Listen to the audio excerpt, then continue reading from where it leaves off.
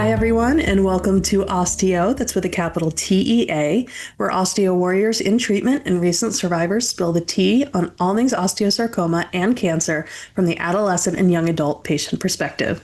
Listen in on our honest and personal conversations about our osteo experiences, stories, and who knows what else. We tend to get off track. This podcast discusses all aspects of the young adult cancer experience in a conversational format. Audience discretion is advised, and make sure you like and follow MIB Agents on all social media for all the intel and hot goss. So welcome to OsteAo, everyone. I'm so excited to have you all here today. We are brought to you by the wonderful Moore family. We couldn't do what we do without them, so thank you for sponsoring us as always. And I just want to say I'm so happy to see you all today. We are going to be talking about dating and cancer, which we have named The Fault in Our Scars for this episode, which I think is very funny and was also the name of a paper I wrote once. So it is a very exciting time leading up to September, which is Childhood Cancer Awareness Month. And now is the time to take action so we can fully, just celebrate in September. So it is bow season officially, which I know is a big MIB event that we do every year. With a donation of $25, you will receive a gold bow for your home, storefront, or school, wherever you pop up. Each bow supports kids and families facing osteosarcoma. And if you want to do even more, you can become a bow agent volunteer and join our dedicated team delivering bows throughout their neighborhoods. We'll send you everything you need, bows, tags, instructions at no cost to help spread awareness far and wide. Whether you order a bow or become a bow agent, you'll be raising awareness, honoring our osteo warriors, and remembering our osteo angels, and supporting essential programs and funding research that make a truly meaningful change. You can order your bow today and find out more info at mibagents.org/bows. So, and if you have any questions about the bows, as always, you can email our wonderful Anita at anita@mibagents.org, ANITA. Another exciting thing coming up, we have Climb the Hill. So the Junior Advisory Board and New Age are leading the Climb the Hill on September 19th. If any adolescent or young adult cancer patient affected by cancer, self or sibling, wants to help make it better for kids with cancer, you can sign up in a link that I am sure we will add to the description below.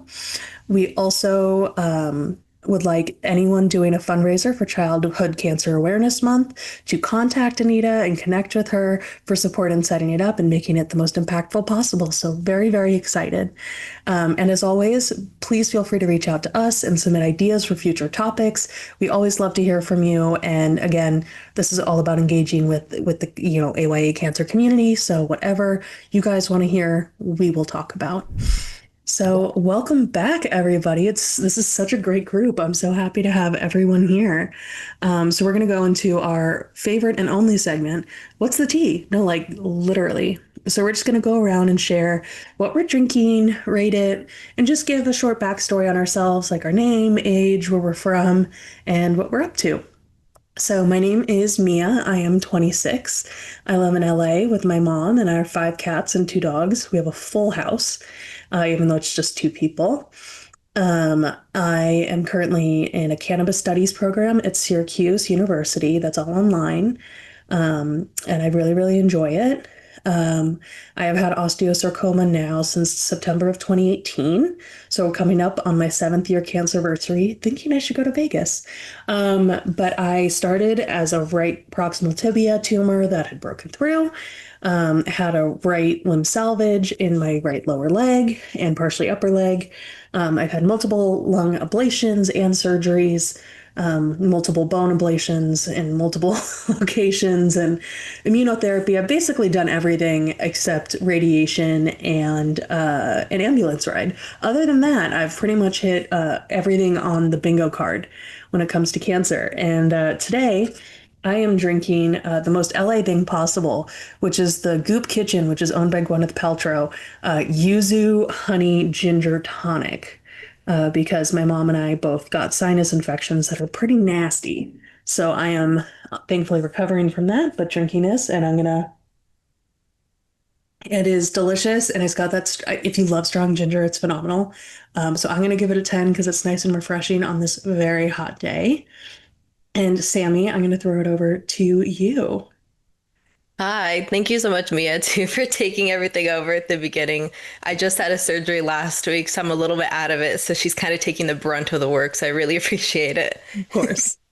So I'm Sammy, y'all. I'm 22 years old. I live in Southern California too, similar to Mia. I was diagnosed with osteosarcoma in my right proximal tibia at the age of 19 in August of 2022. I underwent treatment until May of 2023, and halfway through my treatment in November of 2022, I underwent a limb salvage surgery. I'm about 2.5 years NED, and like I said, I just underwent my first major revision surgery in my limb salvage, so I'm in the process of recovering for that. It's been a process for sure, but I'm super happy to be here. I'm currently pursuing a degree in psychology with the goal of becoming a child life specialist. I don't know what else to say about myself. I feel like everyone already knows me, but I'll go into like my drink. So I'm currently drinking. It's super hot in Southern California. I feel like we say that all the time, but like it's just always hot in California. It is an official heat wave right now. Yeah, like over 100. So Mm. I'm currently drinking ginger ale, which Love, super love huge that. fan of. I'll taste it and give a review. Yeah, like I already knew before tasting it was gonna be like a 10 out of 10. Like with the pain medication that I'm on, the nausea is crazy. So anything with ginger, like I'm all about right now. I'll go ahead and pass it to Matthew actually, because I just saw that he has like the most fun cup in the world. I'm very interested to hear what he has to say about that. Yeah. So, hello, Matthew. I've been on Osteo podcast. It's probably my fourth time. But yeah, so I am back home. I'm in the Milwaukee area in Wisconsin. I just graduated from college. Yeah, graduated, did a biomedical engineering degree, and I'm actually working at uh, my local hospital, the same unit I was treated at when I had cancer. So pretty exciting. And then I'm also studying for the MCAT, hopefully being a physician one day. I had osteosarcoma when I was 15. Had in my left proximal humerus and underwent a year surgery, a two major surgeries, so one revision, and I'm 8 years NED. And in terms of drinks, I have the big three. So in this cup, I actually have tea. It's called Didi Dao Dao Hong Cha. It's from the Fujian province of China. I love tea, by the way. So that's a black tea. If you steep it, it's typically steeped for about a minute to 3 minutes. And then the leaves, if you smell it after it's steeped, it smells like dark chocolate. It's really good. I would give it like a 9.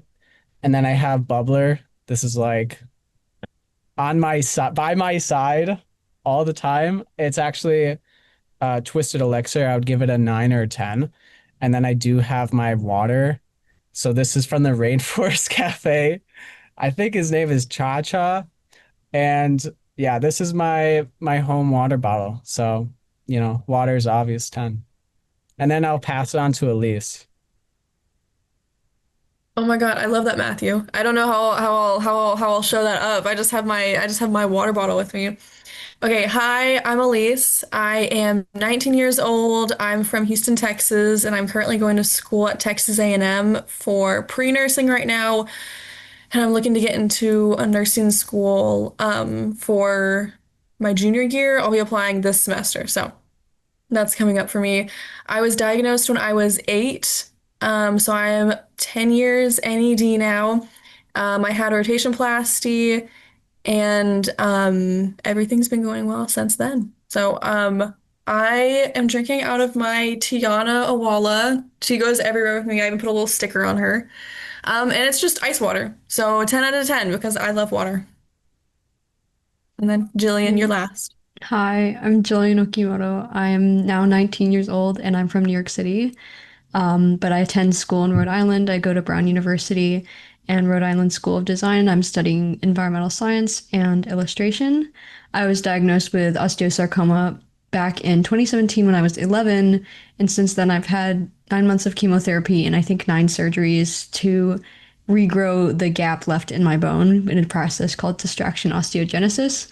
Thankfully, I can run and walk now, so that's really awesome. And right now, I am drinking. My sister's boyfriend is visiting from Michigan, so he got me a black tea from, I'm forgetting the name of it, but it's really good. It's like a Scottish breakfast. I have a little bit of milk and brown sugar in here, so I'd give it a solid 9 out of 10. I love that mug, by the way. You want to show, Yes, like, look at you, MIB. We're up in the Rainforest we're all Cafe. Like, repping today. I mean, I Someone don't like know. wrote my name on it really pretty. I think this is from like my first factor. Someone wrote my name on it really pretty and then it went through the dishwasher and now it's gone. So how about that? Like I wish I knew. We'll gone have but to not send it back forgotten. so that they can fix it. We'll revamp it for you. Yeah. I am so excited. Willow's excited too, clearly. I'm so excited to have you all on today to talk about dating, especially because we are all over the age range, which is going to be perfect. We're all, some of us are NED, some of us are in treatment. This is going to be perfect. I'm so excited to talk about all of this with you guys, even though my love life is currently DOA, meaning dead on arrival. But so let's just go around and talk about, have any of you dated? Flirtationships are counting. We're counting that in this. I know that, with all the terms out there and everything, but we're just, just love life in general, whether it's flirting or however. Post-diagnosis and post-treatment, how did you feel like starting that journey? And I guess, Elise, we can start with you. Okay, so it after treatment when I was 8, I don't know, I was 8, so there wasn't much like thinking about like dating or much of anything. But all my friends had crushes, and I did always feel a little different than my friends because I was an amputee, and I don't know. In my head, I always found that I was not like not as attractive or like no one would really want to date me because of that. And I don't know why. Like nobody told me that. It was more just I told myself that. I'm sure I heard it somewhere and it kind of just stuck with me. It wasn't true. But then throughout high school, I started to lose that thinking of being an amputee is less attractive. No one would want to date me because of that.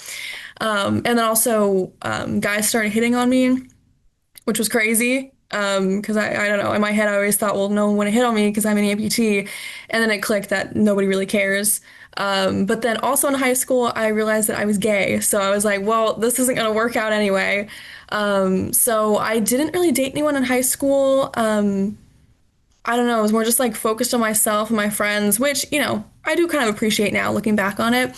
But I am now in my first relationship with my girlfriend. We've been dating for almost 4 months now, and I am thoroughly enjoying it. And she is amazing with all the cancer stuff and the amputation. So That is awesome. I am so happy for you. And I know you told us when you first started dating, but I was like, I didn't know what was going on. And I kind of wanted to hear the tea a little bit. So that's why I kind of started with you. But I am so, so happy to hear that. And yeah, I mean, I feel like body issues, even taking the cancer and scars and limb difference out of the picture, it's still just not easy, in the age of social media and Facetune and AI models now, which is terrifying that they're doing that for Vogue. But there are so many models who would model for Vogue for free just to be there. But anyway, we live in a society and those thoughts just kind of, sneak their way in. And I'm so glad that you, after time, just were like, wait, nobody cares, because that's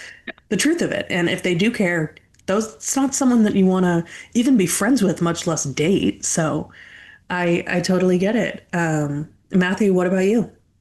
Yeah, so I before treatment, I was always kind of a more quiet guy. Um, but I was diagnosed when I was 15 when I was going into high school, and I think that was the timing of that was really important because that was kind of the time where, relationships, well, I suppose you can make an argument about high school relationships, but that's when it uh, kind of starts becoming more of like kind of a serious relationship apart from, um, kind of like middle school, like, oh, I'm dating you in class or something like that. Um, but yeah, so I think that was really an important time for me because that was the time that I was trying to figure out myself, trying to, um, yeah. And also live kind of in the suburbs. I live in actually Mequon, which is about 20 minutes outside of Milwaukee. And then I went to high school in downtown Milwaukee. So I really knew nobody going into it. And it was also an all boys high school. There was a sister high school that, they would go to all our football games and stuff like that. But I really knew nobody. And so going into or post treatment, I think that was really the hardest thing about uh, post treatment is just trying to find myself, trying to start new relationships, whether that be friends or actual like, dating relationships, and just trying to get that out of my head that, you know, they're, if they like me for who I am. And yeah, even if they didn't see the scars that I had in my arm and then actually my leg too, it was still front in my mind every time I talked to a new person. But I would say I kind of got over that. It took a long, long time. I got over that actually in COVID when everyone was in their houses. I was just able to kind of just reset how I approach talking to people new or talking to new people and forming new relationships. And I would say I think just after my senior year of high school, I started dating. I still am dating my girlfriend at the time. It's been just over 4 years, and she's been absolutely wonderful. And in terms of how she navigates my prior medical history, I was always super concerned that they would be like, oh, I'm dating somebody who had cancer. What is this going to entail or whatever? But she's been wonderful. I actually remember I had a revision surgery on my foot. My surgery history is really complex, but they took my fibula from my leg and put it in my arm, and that kind of messed up something in my foot a little bit. So I had a revision surgery my sophomore year of college, and she hosted a a sock party, so they all made socks for me, like all my friends. They're like decorating tie-dye socks and stuff before my surgery. So, if when I was done with surgery and I had a boot, they would have this giant sock that they would put over it. Anyways, I really enjoy my relationship now. And I didn't think at the time that my girlfriend or, someone who I'd be dating would be so supportive of my medical history. So, yeah. That is so sweet. I almost started tearing up. Like that is one of the most romantic and just supportive gestures that someone can make. She sounds absolutely incredible, and you're right to be with her for that long. I know that it's a two-person decision, but still. Jillian, what about you? How have you felt, dating kind of within the context of cancer and just kind of existing as a survivor and all that jazz? So since I had cancer in middle school, um, I'd say it didn't affect me too much, except for the fact that I kept on having surgeries until probably I think the summer before my junior year of high school. So pretty much throughout middle school and high school, I was on crutches and I was not thinking about relationships at all, to be honest. When I did get into my last year of high school, I was in these awkward situationships where it wasn't really anything too serious, because also there was the idea that I think I didn't really want to stay in anywhere near the city for college, just because I wanted to experience a different place, to be honest. Yeah, so anything in high school I wouldn't consider too serious, but even back then people wouldn't really care so much that I had cancer. It was very visible that I had cancer, because of the amount of crazy large scars that are on my leg, and people would ask about them, and usually they'd just be like, oh, okay, that's cool. I'm currently in a relationship now, as of 5 months, which is my longest relationship, even though that's so far very short. Um, yeah, he's very sweet. And he's been very, very normal about the whole cancer thing, mostly because I'm so casual about it and I joke about it all the time. One of the first times we met, though, I did bring up the fact that I had cancer, very briefly, and he was like, "So did you get over it?" Like that. And so now we all make fun of him for anything, any trouble that he has. We say, "So did you get over it?" And yeah. So that's like a cute inside joke that we have. Um, but I think when it comes to any sort of like romance, like people do get a little bit weirded out by how strange my leg looks. Like it doesn't look like a normal leg, unfortunately. Um, so I think like kids in particular have like a kind of adverse reaction to it, but even like people who are like my age are kind of weirded out by it too. And I don't know. I guess it's like a different experience from Elise because like obviously an amputation is much more like obvious, but I think people are a little bit taken aback when they see my leg. Um, but yeah, in general, people don't really treat me any different, and it hasn't really affected my relationships too much because I'm so open about it, I believe.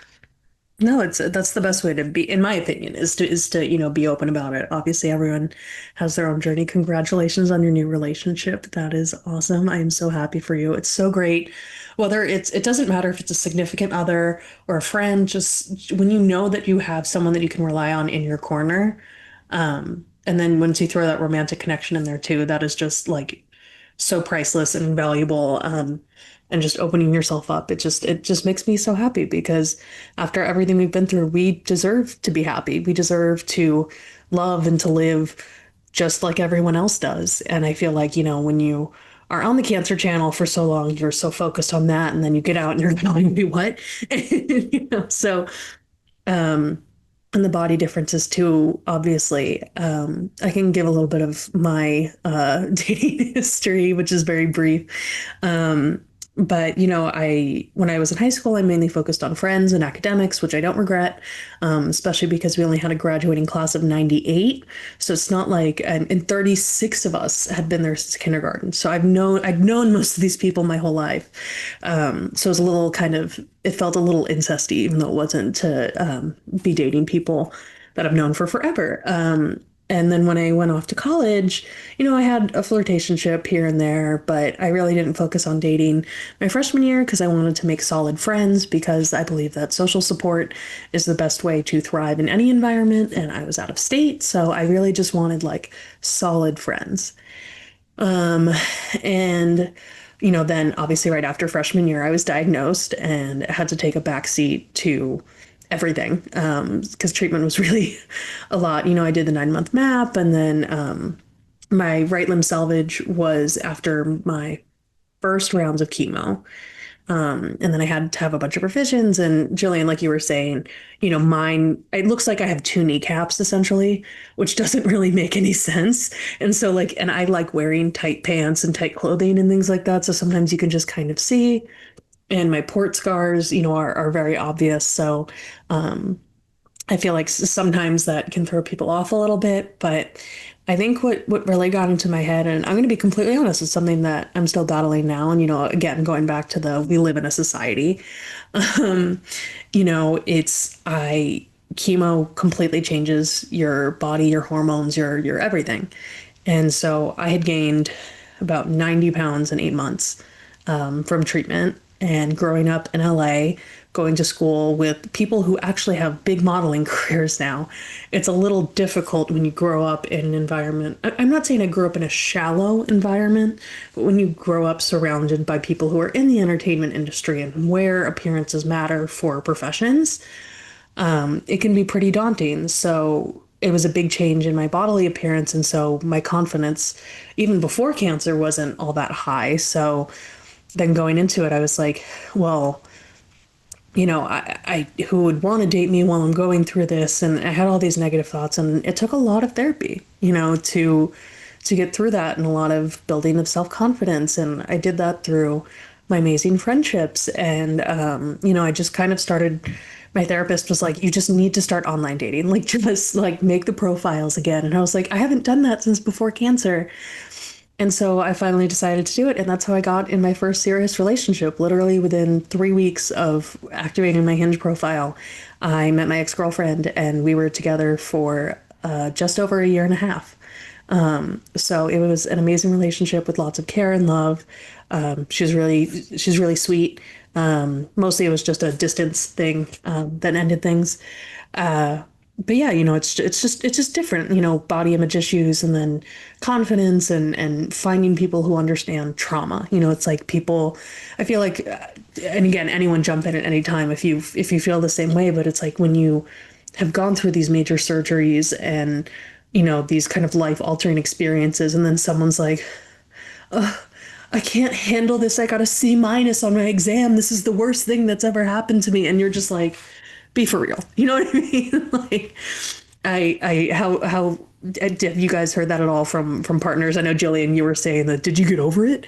Like, we get a lot of questions like that. Have you guys had any other moments like that?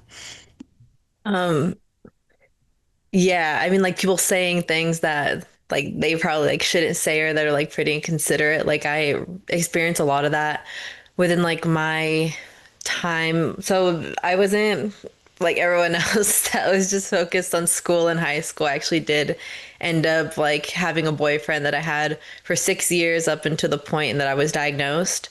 And obviously like it was a high school relationship, and I think in my head like I thought it was going to go like a lot further than it did, but then I was diagnosed and a lot of things changed. And unfortunately, like during my process I was cheated on, and I think it's just like Ooh. yeah, you're like already in such like a vulnerable state, and you look a lot different, and it was like pretty damaging to have that happen to me. And then after that, like as I was like ending things with this person, like they kind of left me with some words, some choice words that were pretty damaging and that I carry like it's been like now like 3 years, and it's made it like pretty difficult. But yeah, those little things that like people were saying, like one big thing was like I could no longer run, and my partner at the time Same. was a runner. That was something that we had in common. And it was kind of like, well, you don't understand. My schedule's like really busy because I have school, and I also like I still run, and like you don't have to do that anymore. But it's like not that I don't have to do it anymore, it's that I couldn't. And that was something that was like really hurtful. So thankfully I got out of that pretty soon after I found out um, that they just like weren't there for me anymore. And like Mia said, like your body changes a lot. Like you lose your hair, you have new scars. Like me, I also like gained like I think a good like 80, 90 pounds at the like peak of like my treatment because of the steroids and the birth control I had to be put on, and like the lack of mobility. And it was just like pretty hard. So once I rang my bell, I remember I was just like, I don't think like those words kind of resonate with you. You don't think that anyone's actually going to want you. So it like took a really long time for me to like want to get like to like trust people again. And I did try like a couple of times. Like unfortunately, I did get people who actually do care that like I had a scar, and they do care that like I can't go on like dates where like we walk a lot, or like hikes, because like I Yeah. lived in an area where like we didn't have a lot to do, but there was like hiking and stuff. Yeah. So I think it just sucks because like words can be like pretty damaging, and actions can be damaging. And I know like I'm not the only person like that I know that has had cancer that have like gone through something like that, where like Yeah. someone has been not loyal to them, and it's like something that they carry, and then the words that they say are something that they carry as well. I am like trying though. It's been kind of nice like trying recently, and it's been really different to like I guess kind of talk and like explore things with someone who doesn't make me feel like my experience, my disability is like a negative, you know? Yeah. So it's been like pretty healing. It's definitely like a process, but I like hearing everyone else's story. It makes me really hopeful too, because I hope that like eventually I get there. Because I don't know, I'm like one of those people Well, that, like I grew up watching like Hallmark movies and like rom-coms and stuff. I think like everyone just wants to be wanted. So yeah. I know. I can't remember which one is one of my favorite comedians does a bit. And she was like, we just want guys to be like, I see her in a crowd and I'm like, you. I think it's Elijah Schlesinger. And it's like, growing up in like the Disney era, like the Disney level rom-coms, like another Cinderella story or, like a Princess Protection Program, like all of those movies, you know what I mean? Like it's kind of like, oh, you want to be seen, or even like Tall Girl. It's like where you feel different and, there's all these expectations and, it can be really, really difficult. And Sammy, I know how much you've been through, and I am just so proud of you for all the healing that you've done. I'm so proud of everyone for, just leaning into life and to love because that is all we really can do at this point. And I mean, we really just are looking for real, meaningful support at the end of the day. And I feel like it's just basic human decency, but unfortunately, that somehow is a high bar um, these days, which is pretty crazy. I don't know if anyone, I mean, I know Matthew, you've been with your girlfriend for 4 years now, but if anyone's, been online dating at all and kind of the craziness that is and kind of the illusion of choice. But does anyone have any like, online dating stories that really, just Gillian, you unmuted. Gillian, go fast. ahead. What's your tea? No, I was like in the beginning of like my freshman year of college, which this was like a terrible mistake to try and date in like my first semester because I was so busy and I did not have time for a relationship. But my friends convinced me to like download Hinge. And so obviously it's gone now. Thank God it's out of my life. But I went on 2 dates with like, these 2 guys. And it was honestly very strange because like you think like you'd get a vibe from the profile, but then like when I met these 2 people in person, they were like so different from like what like not in a bad way, but it's so different from how they're portrayed on their profile.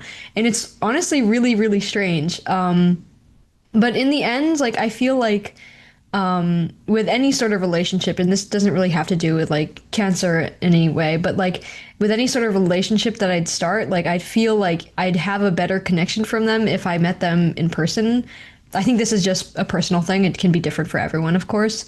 But for me, it was like being put in this situation where like I don't know this person, but we're in a romantic setting was very strange for me. So in the end, I like obviously dated someone that I had met in person and I knew the whole year and we had time to get to know each other before we like started a relationship. And I think that was better for me. But in the age of social media, like we get all these like little snippets of information. So like Hinge is definitely one of those places where it's just like this tiny little sliver of like a whole personality. So it was a very strange experience for me. And obviously on your profile, you don't really put like, oh, I had cancer. So getting to that part and explaining to people like, okay, this is my story was like, it was kind of like a major decision to say, like disclose, like, okay, this is like all of my medical and mental stuff that's like been happening to me. And like, that's just a part of me now. Like, Yeah. It's hard to like, because some people I think they expect you to disclose, and like there's been a couple times when like I've been like getting to know people like through like dating apps, and they just like one in particular was like, you didn't put like your scar in your profile, and I was like, I'm so sorry. Like next time I'll upload like my scans and my doctor's notes, and like I'll just put a pic of my X-ray up I there. think I'm just gonna throw it in attach my there. like a my chart link so that they can kind of just go in and like see everything for themselves. But it was just kind of blows my mind because like I feel like that's something that's so like I'm at a point where I'm like super comfortable with talking about it, but I wasn't always this comfortable. You know, it was something that I held very close to my chest. I felt very vulnerable that like I didn't want to always talk about, especially in like I don't know, in my head I was like told all these things and like the like I was like damaged and like no one would like want me afterwards, and like it's kind of one of those things that I was like I kind of wanted to wait to disclose until I like knew that this person was worth disclosing that information to. But then people on the other side are kind of like, well, you didn't tell me that, because it's like, oh, we should go and like let's go on a hike, or like let's go walk. I and hear do let's this. go on a hike as a first date one more time. I don't want to go and be sweaty. Like, first of all, even when like I was able-bodied, I don't want to go and be sweaty. Like, I'm not a pleasant person when I'm hot. Like, honestly. And I live in California. Like, you know, like it's like we know better than anyone like what it feels like to be super hot. Like, it's not fun. And like for you to like offer that as a first date, kind of mind-boggling. But anyways, like it was So just one of common out those here. yeah. This is one of those things that like me, like I never found like success within that. So now like obviously like don't I stopped doing that like a little while ago because it just was not going well. And then also people try to like make jokes and they just like don't land half of the time. Like, and I'm all for joking. Like, I'm always joking about my situation because humor helps me cope.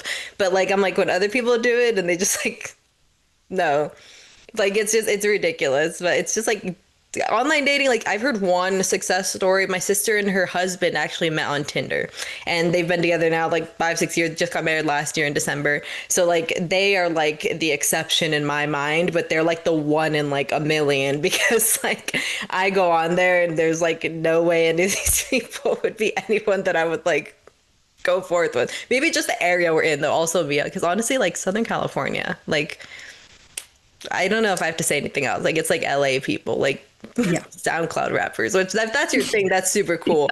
But like, don't. It's overwhelming though to see all like the profiles and you're like, oh my God. Yeah, There's and like then so like you're many. saying like profiles are so different than how people are in real life because like obviously like you curate like this like profile of like how like you want people to like you. So you curate like the best parts of you, but then like it's not always like that. And I like to say that like I'm pretty like how I am online is exactly how I am in person, but it's not like that for a lot of people. So it's very Yeah. like, whoa, like this isn't is this who I was talking to? Yeah. It's just such a crazy like feeling. I don't know. Like I with online dating, like I went on a few dates with this guy. I'm attracted to anyone pretty much of any gender. Um, but as long as, you're fun and nice and have human decency, it's a really low bar that I'm The still, bare it's minimum. still, I do need someone who can mentally keep up with me though. That is the difficult part. Because I am quite witty. I'm very proud of myself for that. But, um, I remember I went on a few dates with this guy and, not to get, again, I'm 26 and this was, I don't know, 4 years ago. He was the first person to see me naked post/during cancer in like since I had gone through everything. And he broke up with me 3 days later and it was unrelated. Um, he said it was his mental health and he did have a history of some mental health stuff. So I was like, okay, that makes sense. But I didn't date for like another year and a half, even though I was only with that guy for like, I don't know, 2 months maybe. But I was still just kind of like, oh my God, it's because of me. And he was the first person to see me in that vulnerable state. And I was like, well, do I want to date again? Like, do I want to have to explain, like and even like going on dates, it's like I would love to do a museum date if I bring my travel wheelchair. You know what I mean? Like I love culture and I love going out and doing things, but I always get hot. I have hyperhidrosis post-treatment, so I can't do a lot of stuff outdoors, especially in LA, especially in any time that's not February. And so, um, it's just kind of hard to figure out dates based off of that. And so I've just kind of like, I don't know if I want to do online anymore, even though I met my ex on Hinge and we had a fantastic relationship. There are definitely success stories. Um, I think one of my family friends just had a baby with her husband and they met on Bumble. So, things do work, but I feel like it's hard. And I was very upfront on my dating profile. I think, how they have like two truths and a lie or whatever. And I think it was, I am a Cancer, I have cancer, I'm a great line dancer. And so the two truths were I have cancer and I'm a great line dancer, which is still true, but I can only do like two songs, but that's okay. So that kind of got a lot of people's attention. And they were like, oh God, you have cancer. And like, I even got on Raya at one point. I was on the wait list for 4 years. And then one of my friends was like, oh, wait, I can get you on. And I was like, okay. And it was fun because I could like see some celebrities on there. Not that they were ever going to match with me, but it was like really cool. But yeah, needless to say, Raya was not the place for a reason for someone going through cancer treatment, where it's all like models and real estate moguls and like all this others and influencers and whatever. But yes, it's just, I feel like in person is a lot easier. And I'm just kind of asking my friends to like set me up. And I'm like, literally anyone. I'm like, please, any single friend, just throw them my way. Like, just see what happens, see what sticks. And just trying to get out more. And, LA's a big city. So, having to leave the house, especially when you're comfortable at home and it's nice, even though I love people, it's hard to, get out there, and it's hard to go to clubs or to bars where everyone's Yeah. standing around because I can't stand for long periods of time. And so it's like if you're sitting, you're just in one place. So I don't know. I feel like That this kind of branches into like another question. Like for the three of you, you're in a relationship. Like Jillian kind of touched on it, but like, how like long did you wait until like discussing your cancer journey with your partner? I feel like it's different for everyone. It's based on like comfort level and such. But Matthew, we'll start with you if you feel comfortable sharing. Yeah, I have quite a few things to say. So, yeah, I kind of going back a little bit, I didn't date for 4 years after treatment. So, the first kind of idea of uh how I would be in a relationship was just like talking to my friends and stuff like that. And I just remember I've had lifelong friends since childhood, and I would talk to them about my treatment, and they're like brothers to me. And so I would talk to them about my treatment. And they seemed very traumatized because they always saw me as this brother, and you know their brother basically went through this kind of treatment. Mia, you're talking about people uh, understanding trauma, and that kind of made me realize that maybe I went through a very traumatic event. Maybe people close to me or would be close to me would have a hard time trying to understand and resonate with that kind of trauma. And so I think that delayed a lot of me going out and trying to find somebody. And it ended up actually, Sarah and I actually technically met online. It wasn't through a dating app, but it was through Instagram. And she went, so I was in an all boys high school. So there's no girls in the high school. Um, so a lot of the guys would date around kind of the city, different high schools in the city. And so she technically was going to my sister high school, DSHA. And so I just this is my method. I looked at our comments to see if anybody who I knew was close to her. And there was this one girl who I was friends with, and I was like, "Hey, can you set me up uh, with this girl?" And apparently, she gave me like the best, endorsement ever. But yeah. And so that's basically how that relationship started. But I didn't. So technically first started seeing her and going on dates, not like formal dating, but going on dates, I would say in March. And I really was concerned about telling her that I had cancer or anything because I didn't want to mess it up. I didn't yeah. want to, do anything. And I basically, the way she found out was I had a graduation party, and there were slideshows that they would take or that they would show. And some of the pictures was through treatment. And at the time, I mean, we were uh like unofficially dating for about like 2 months, 3 months at the time, but I didn't want her to see that. I didn't want her to see the photos because I was so worried about how she might think of me.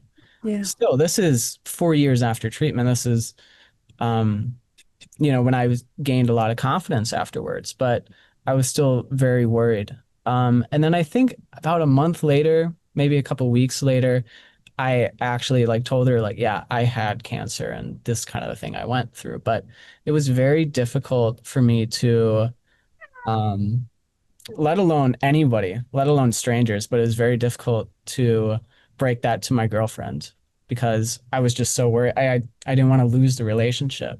Yeah, especially since it was your first, time that you really seriously had feelings for someone that were reciprocated. And I feel like reciprocal feelings is a big, obviously, part of, being in relationships. And it's not easy, especially when it's your first time telling someone that you're interested in, hey, this is something that is happening or that has happened. It's daunting. You know, we see So the title of this episode is The Fault in Our Scars. Obviously, a riff on the very popular osteosarcoma related book, The Fault in Our Stars. Again, a teen rom-com that, we all are, I'm sure, are somewhat familiar with. And, I feel like the media portrayal of young people with cancer is so different than the reality because you see these people who are like wasting away and they're just like a waif and they're, in their hospital bed or they are using a walker. And, I'm still technically I'm not in systemic treatment. Everything's done, just surgically with me, but I'm just like, yeah, I still have it. People ask me all the time, oh, but you look healthy. And I'm like, I mean, I mean, right now I have a cold, but it's like, it's not like I have the flu, it's not like I look frail or, people are expecting me to be this big when in reality, you gain weight with the steroids and things like that. So it's just kind of like, I wrote a whole paper in my representations of disability in popular culture class called The Fault in Our Scars, uh, the misrepresentation of youth with cancer in popular media, and just kind of showing how that kind of warps the perception of other people and what they think they kind of pigeonhole us and what we're supposed to look like as a cancer patient. Like, oh, but you're not bald. And it's like, I was a couple of times and I looked good. But so if I look good bald, like me with hair, like we slay. So, it's just hard to navigate. And, I'm so glad that you shared why it was so difficult because when you have strong feelings like that, you're so scared of getting hurt. And at the same time, we're used to hurt, just a different kind. We're unfortunately not, you're never fully used to it. It's never fully normal, but losing friends who you knew from the hospital or, through MIB that and it's really hard. And it's like, how do you explain to someone that you love that, you've been hurt in so many other ways that it's hard to even wrap your head around what it would be like to be emotionally hurt through a relationship. And so that I feel like is a healthy fear, but at the same time, we need to push those boundaries. And that's what the beauty of great friends are that will set you up and give you the great reviews, we feel like I don't know, kind of sometimes trapped in the cancerverse, and we realize that that border is more mental than we think it is. It's not physical. So I'm just so glad to hear all of us have some form of success story at some point, and that Sammy, yours is right around the corner. I can feel it for you. I'm like, you got this. Uh, I'm but I trying not to just like want it so hard so that like I don't scare it away. It's like, when you see a cat out exactly. in the street and you're like, you like too aggressively and then it runs away. Like, I just have my hand out and I'm waiting for the cat to approach Like I want to say that I can't relate to desperation. Shout out Sabrina. But me. Yeah. it's been almost a year since I've been single, so I'm like, maybe it's Matthew, time. I'm so glad that Matthew is on this podcast too, Yes, because like King. I've seen like I look at everyone on like social media obviously, and I'm like I always see Matthew and his girlfriend. I'm like they're so cute. I want to know the story, and now like get the opportunity to. And she sounds wonderful. And I think at Factor, all of us were like, "Oh, you guys are so cute. She's so pretty." Like, so when this episode came up, and you were like, "I want to be on it," I was like, "The time has come where I will hear the lore between Matthew and his girlfriend." What about you, Elise? Like, how long before you disclosed your cancer story with your current partner? Okay, so it was also through Hinge. I try not to say it too much because I feel like you guys say like it usually I don't know. I haven't heard as good things about it, but I do say that it's a little different because I was on Hinge at the same time as my friend. My friend is the one who was like, "Come on, just do it with me." And she was on there looking for guys at A&M, and I was on there looking for girls. And the guys, it was like scraps, like not very much was going on there. But I feel like in my case, because it's A&M, the school is huge, but it's really hard to find another gay woman unless you're like in a club or something and it's specific for that. So I feel like mine was less of scraps and more of just, I can't find anyone. I'm gonna use this app and find people. So, I found my girlfriend pretty fast on there, but again, like what you said, Sammy, where you didn't want someone to think of your disability as a negative, I've been looking for that for years, and I wasn't going to jump into something with someone that didn't, you know, see it as just a part of me, and that's just who I am.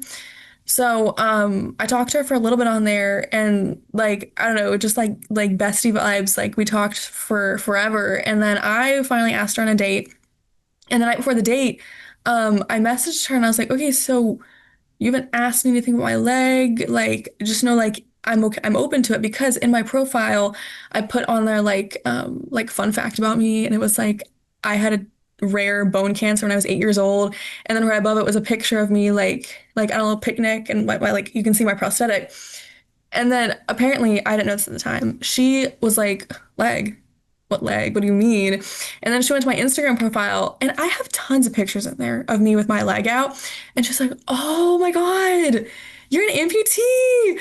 But she didn't say that. She messaged back. She was like, oh no, I don't really have any questions. But anyway, apparently she told her friends, and her friends were like, oh, like, is it an issue? And she went, no, it's just, it's interesting. I didn't realize that. And then she didn't ask me anything on like the first 3 dates. Then finally, in the fourth date, we're sitting in her car, and I was like, ask me a question. Like, do it. Like, I know you have questions. Everyone has questions. Ask me a question.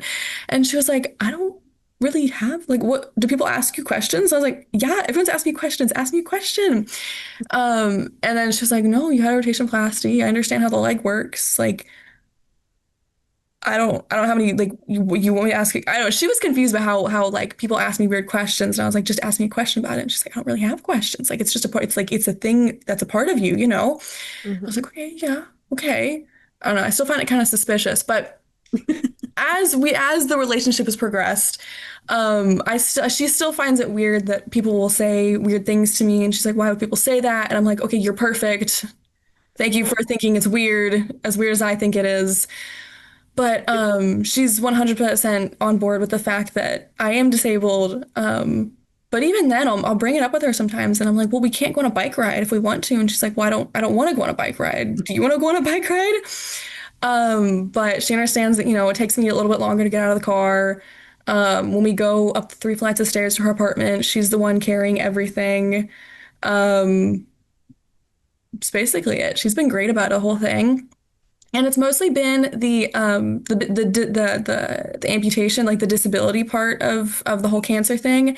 But then we were driving back from Dallas because we went up there a couple weekends ago to see a basketball game.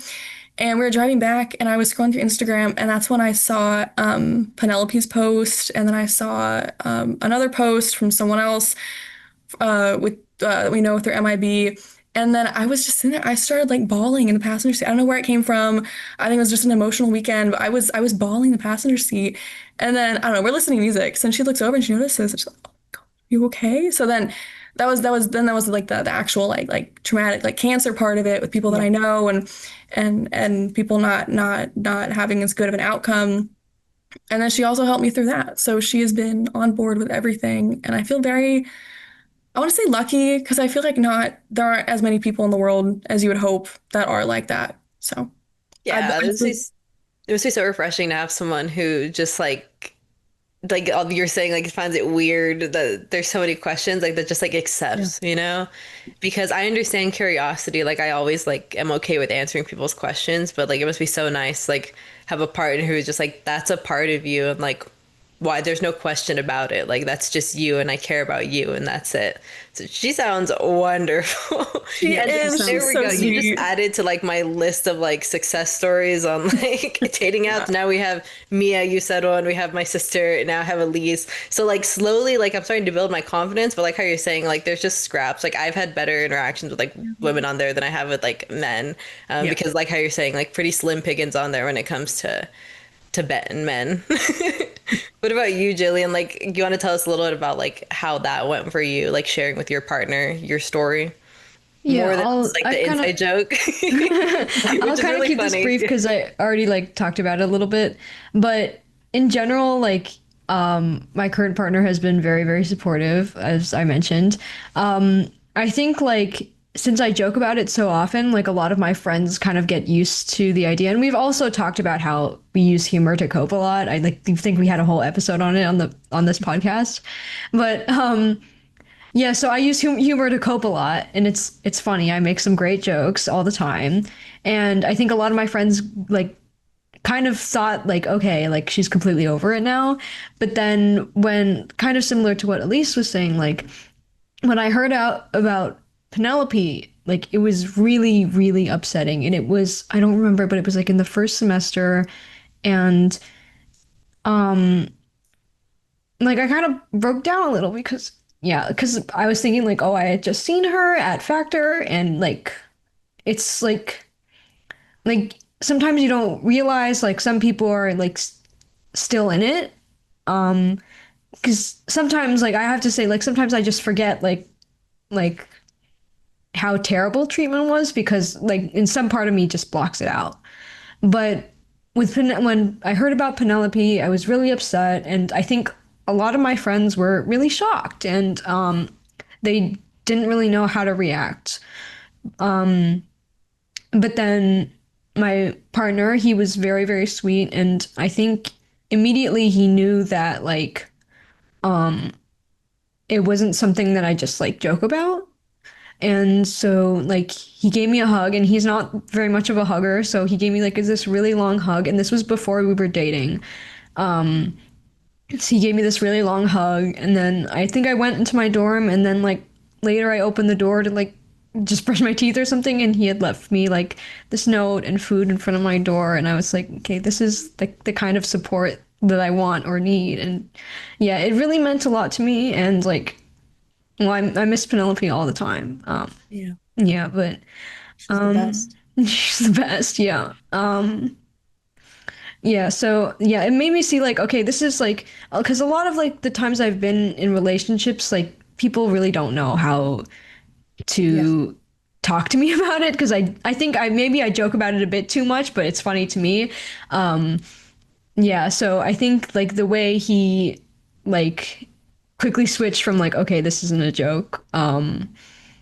I think that really meant a lot to me and it really made me see like how good a person he is. Yeah. That is Yeah. amazing. Yeah, at the end of the day, I feel like we all just like want to be wanted and accepted, but also like all parts of like what comes with cancer, not just with us, but Yeah. like the people that we Yeah. care about. And like it's kind of funny that like Penelope comes up because I was actually like, I don't know, she just like I feel like sometimes like I feel her with me more than like other times. Like she's just like there. And before this episode, I was just thinking like I had a conversation with her at one point where she was just talking about how like obviously like she was also like looking for people and she was like putting herself out there. But she like said something that like stuck with me. She was like obviously like you want to have like that romantic like love, but she was like relationships, like when I think of it, it's not just like romantic relationships, but like the relationships we have with our friends, and I don't feel like I lack love. So like it's kind of just like an Yeah. addition to what I already have. Yeah. So like for me, that's something that I try to like think about a lot because I don't Absolutely. feel like I lack love at all. It's like something that we want, obviously, but like you find that like within like this community that we have. So Platonic love is just as important, if not more so, than romantic relationships. I mean, you need that consistent support. Um, I can't believe it's already been almost 3 months since my friend Jasmine passed. She was not directly involved with the MIB community, but she was a really good friend of mine who also had osteo. Um, and she passed away in May. And I was actually at my best friend's law school graduation party when I found out. And I knew that she only had a few days.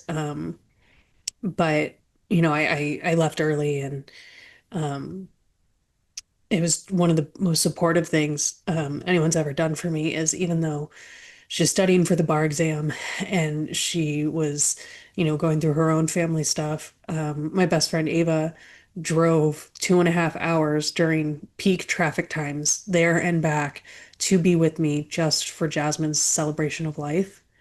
Um, and just to have that person there who takes it seriously and who will hold your hand through it. It doesn't always need to be, a romantic thing. Like she's been one of my best friends since we were like 11. And she just knows she knew Jasmine. She was friends with her too. And so, it's just kind of this palpable sadness and Jasmine had the most amazing boy. Cole is one of the most amazing partners I've ever seen. Like he was with her from like the first time they met, they basically were inseparable until her last breath. He was there with her mom. And so it's like they didn't officially get married, but they got married in their head on a beach in Hawaii. And so they like described it in like detail, and it was one of the most romantic things I ever heard. And so it's like whether it's a romantic partner or platonic, friend, you want someone who can laugh with you and who can understand the seriousness. And that's like the marriage of a perfect like match, whether it be platonic or romantic, just being able to get the funny and the serious. And because that's what life is, like you want to joke around with some of the stuff, and when it comes time to process the serious feelings, they're just as there for you as well. And I just kind of want to end a little bit on a kind of a funny red flag to watch out for. I should have realized this earlier in my relationship, but I think because I was so, it was my first serious relationship, I didn't really know what to expect. All my friends were like, yeah, that should have been your breaking point. And it wasn't. But my ex didn't ask me for permission and then just started making TikToks about what it's like to have a partner who has cancer, and like didn't ask me about it first and was like trying to like gain followers from it. And it was like kind of weird. So like, Ooh. yeah, maybe watch out for that. I was like, this is a really weird way to approach. That's so strange. Oh my gosh, dude. It was like Like all my just when friends you were think like, you've thought of everything like horrible that could happen like within a relationship or like the tiny things like people go out and just surprise you. I was like, if they'd asked, I would be like, yeah, absolutely, go for it. But there was no, like, it had been going on for a month before I knew, because I was on like a social media break. So I was like, this is kind of weird. And they would get mad at me when I wouldn't like their stories, but that's a whole other. That's great.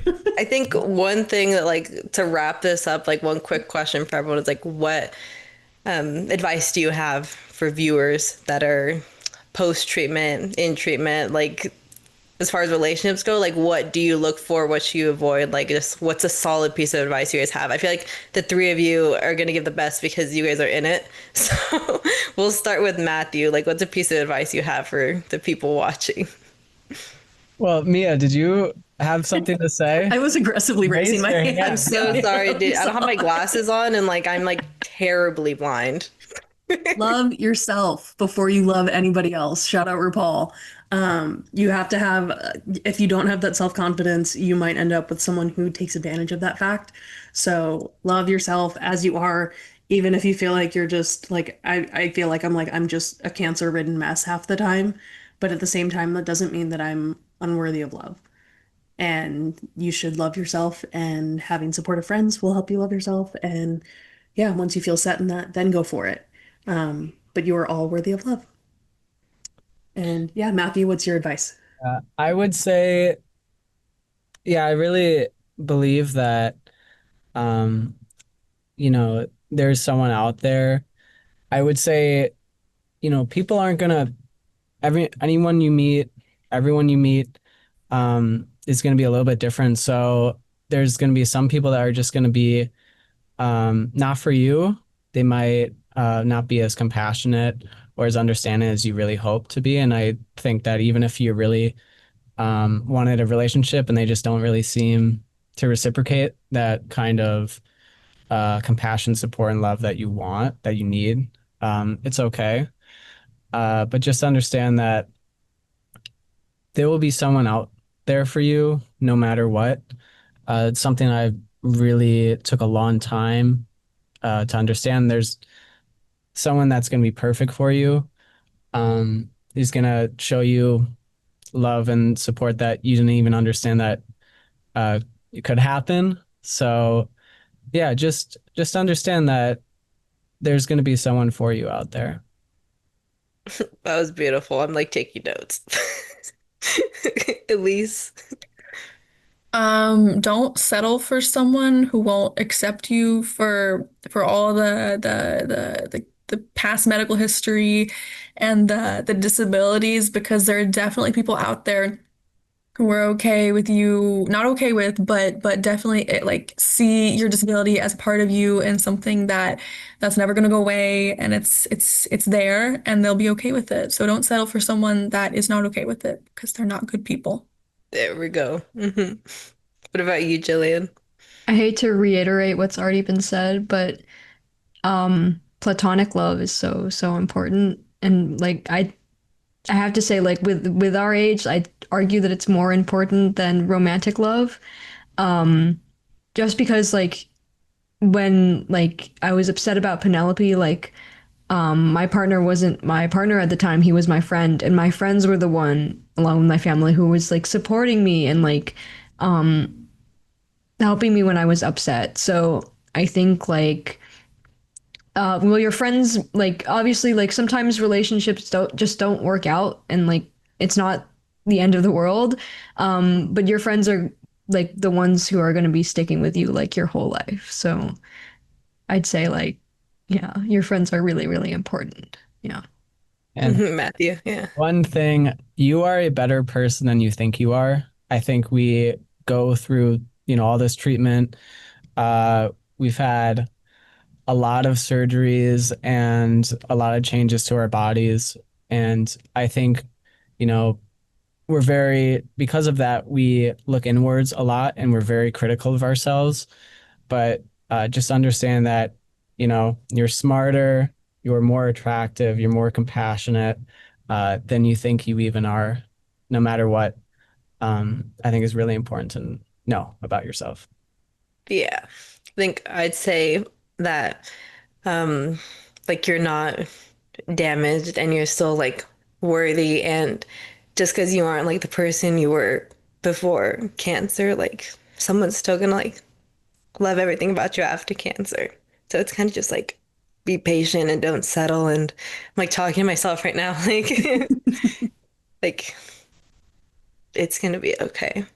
One But yeah, thing, of course, like lean on like platonic, like the love that I get from like my friends and like you guys, like the board and stuff. Like you guys are like my friends, like It's gets me palpable. through. Yeah, oh, for sure. Like I don't feel unloved at all. Like I don't feel like I lack anything. I think just remember that like you don't lack love. Like find love in other areas of your life, and then just find someone who meets all of the criteria and like Yeah. adds to that.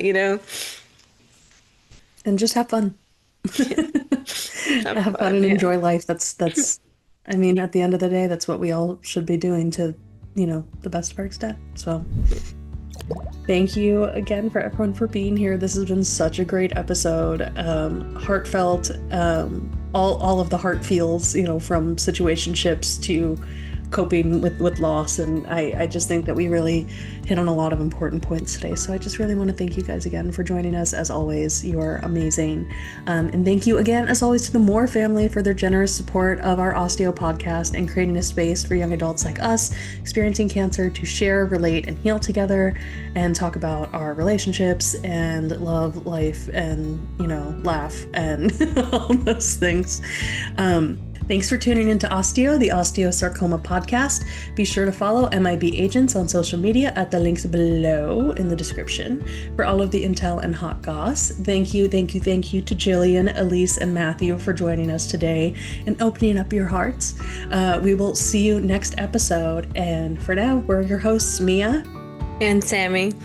and That's That's the tea. Thanks, everyone. Thank you.